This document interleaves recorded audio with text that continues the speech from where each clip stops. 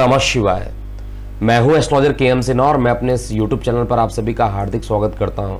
कल जिस तरीके से आम आदमी पार्टी के मुख्यमंत्री उम्मीदवार भगवंत मान जी को अरविंद केजरीवाल ने क्लियर कर दिया है और उन्होंने बताया कि 93% लोगों ने जिस तरीके से इनको मैसेज के थ्रू चुना गया है, तो क्या कहती है इनकी कुंडली, क्या इनके मुख्यमंत्री उम्मीदवार का फेस बनाने से आम आदमी पार्टी की सरकार वहां बन पाएगी या अभी भी कांग्रेस ही वहां पर राज करेगी? आइए इस पर हम जानते हैं एक ताज़ा अपडेट। क्योंकि क्या होता है जब हम चुनाव लड़ते हैं तो गोचर का महत्व तो रहता है, लेकिन कौन फ्रंट लीडर बनेगा उसके कुंडली से भी निकाला जाता है। तो यहाँ पर मैंने 2-3 चीज़ों को ऐड कर दिया है।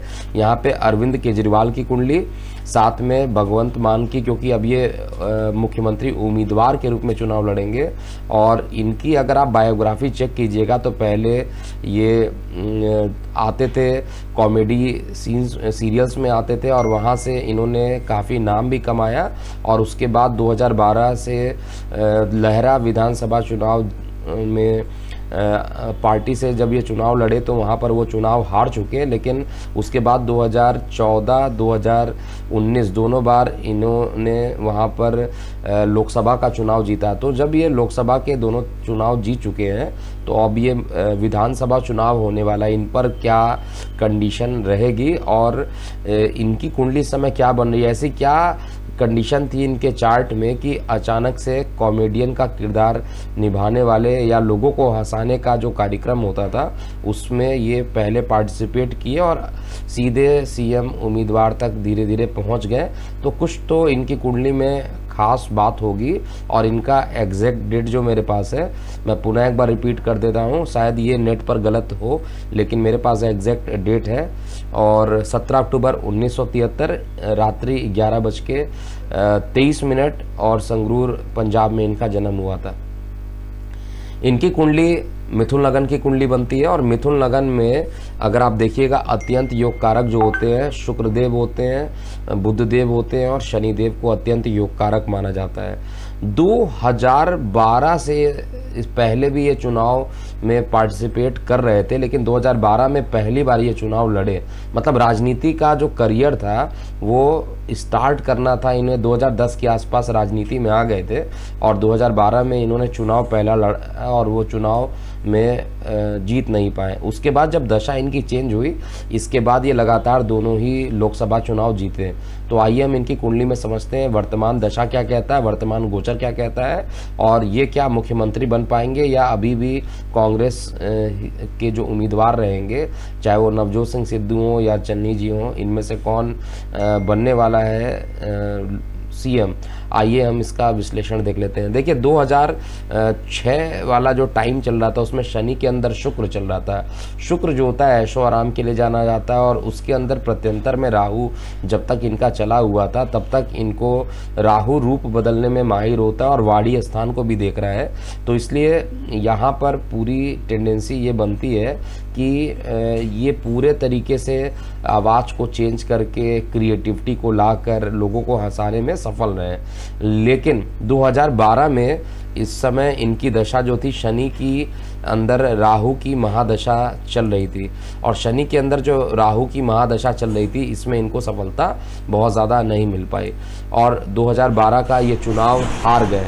राहु राजनीति का कारक होता है। राहु इनकी कुंडली में सप्तम स्थान पर बैठा है और द्वितीय से युति कर रहा है। ये द्वितीय स्थान को देख नहीं रहा है, द्वितीय से युति कर रहा है। तो क्या होगा 2012 के बाद जो इनकी दशा चेंज हुई है, बृहस्पति की जब अंतरदशा आई शनि के अंदर तब ये धीरे धीरे इनको सफलता मिली, क्योंकि इस लगन कुंडली में भले ही बृहस्पति को केंद्र अधिपति दोष लग जाता है लेकिन इनकी चार्ट में केंद्र अधिपति दोष भंग हो रहा है और इस कारण से जैसे ही भंग होता है कोई दोष तो उसमें सफलता मिलने की संभावना ज़्यादा बढ़ जाती है।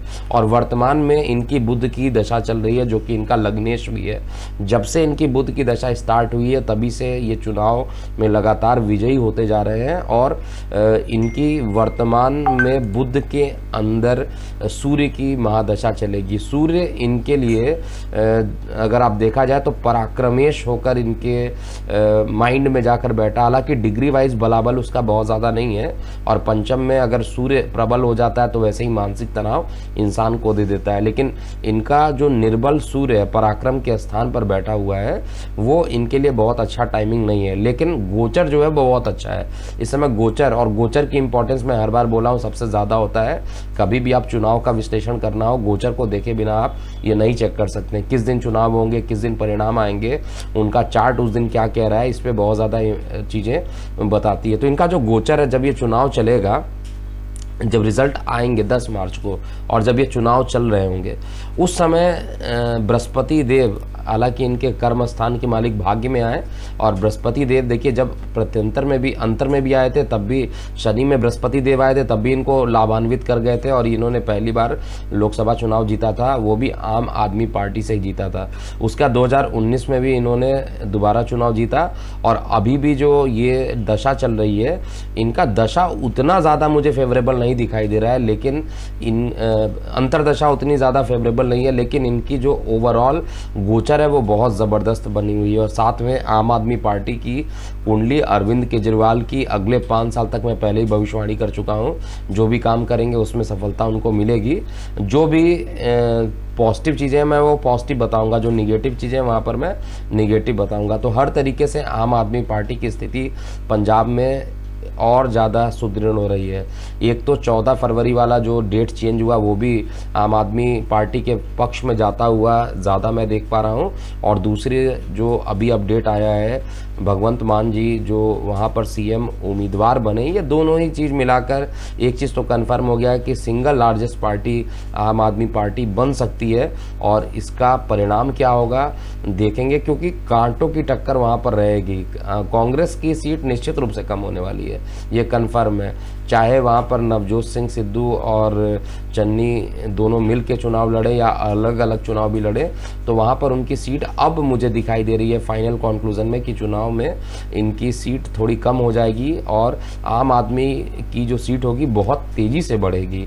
और आम आदमी पार्टी की सीट बढ़ने के कारण पंजाब में सिंगल लार्जेस्ट पार्टी, हालांकि बहुमत मिलता हुआ मैं नहीं देख पा रहा हूँ दोनों ही पार्टी को, लेकिन पुनः यही है कि दोनों ही एक दूसरे से मिलकर फिर सरकार बनाएंगे। और बाद में मुख्यमंत्री का जो लड़ाई होता है कुर्सी के लिए, आपस में लड़ाई होगा, इसको देखा जाएगा जब ये परिणाम सामने आएंगे।